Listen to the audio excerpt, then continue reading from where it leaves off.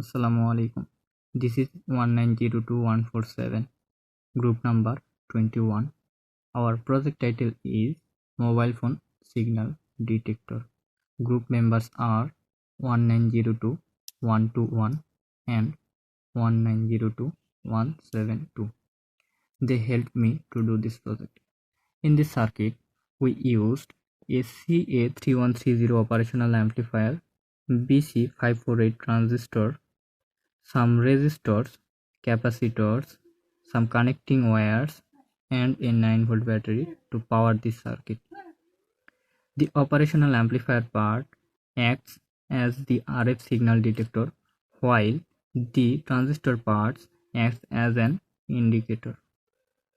The capacitor collection along with the antenna will detect the RF signal when a cell phone makes or receives a phone call or send or receive a text message. The operational amplifier reads the signal by converting the rise in current at input to voltage at output, and the LED will be activated. Now I am going to test this circuit. Okay, I am making a phone call. Let's see. Now the phone call is starts and the LED starts blinking.